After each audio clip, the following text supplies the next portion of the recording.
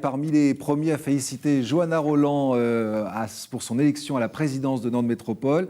Devinez qui on trouve? Fabrice Roussel, le patron du PS départemental, maire de la Chapelle-sur-Erdre. Des félicitations juste avant d'être élu lui-même premier vice-président. Johanna Rolland qui avait annoncé un changement de gouvernance, davantage d'ouverture vers l'opposition. La droite l'attendait au tournant. Exemple avec Joël Guerriau, le sénateur maire de Saint-Sébastien-sur-Loire, qui pointe du doigt le fait que la présidente et les 9 premiers vice-présidents sont tous au PS. Une belle ouverture démocratique, ironise-t-il.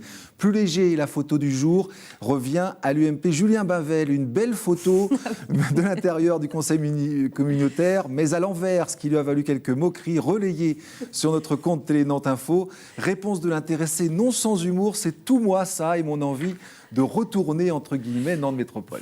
Direction Saint-Philbert de Grandlieu, il semble qu'il y a un passage de relais un petit chouïa compliqué. C'est ça, Saint-Philbert, c'est l'une des communes du département qui ont basculé à droite aux élections. Sur Facebook, Anthony Torzeg, notre confrère de la radio Fidélité, nous parlait hier d'un bureau de maire pour 2. En fait, on apprend que Monique Grabin s'en servait et s'en sert encore de ce bureau de maire comme permanence parlementaire pour son mandat de député. Son successeur, Stéphane Bauger, a dû prendre une délibération pour la forcer à quitter les lieux d'ici mardi prochain.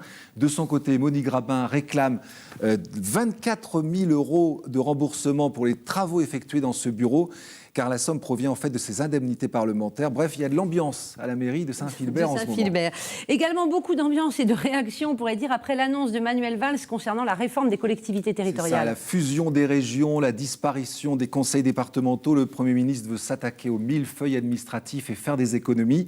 Mais la dragée a du mal à passer, même auprès de son propre camp. Pour Philippe Grosvalet, le président PS du Conseil général, la machine à perdre de la France, c'est l'État, pas les départements. Il l'a écrit sur son blog et il s'en est expliqué à notre micro. Regardez.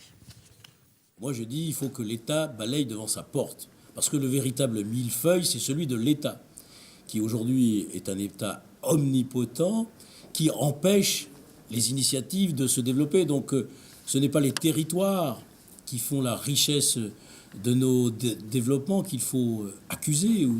C'est bien à l'État d'abord de se réformer. Il n'y a pas de décentralisation sans une réforme profonde, en profondeur de l'État lui-même. Voilà, que l'État balaye devant sa porte. On trouve exactement les mêmes arguments du côté du Conseil régional, où les élus se retrouveront d'ailleurs le 13 mai pour en débattre lors d'une session extraordinaire. Et que devient Jean-Marc Ayrault? C'est la question, ça. Depuis son départ de Matignon, les images humoristiques ne manquent pas sur les réseaux sociaux. Je vais vous en donner 2. C'est d'ailleurs la spécialité du Gorafi. Le site satirique nous annonce que Jean-Marc Ayrault... Ah non, c'est pas celle-là. Ce sera l'autre précédente, si vous voulez bien. C'est pas grave, voilà. Jean-Marc Ayrault a rejoint la ZAD du collectif des anti-aéroports de Notre-Dame-des-Landes. Et d'ailleurs, tout cela a souvent un rapport avec ce projet d'aéroport, comme ce dessin signé Ménégol, Jean-Marc Ayrault, qui décompresse avec ses petits-enfants qui ne sont pas d'accord sur leur jeu. Le petit garçon qui veut construire absolument un aéroport dans le salon de Pépé.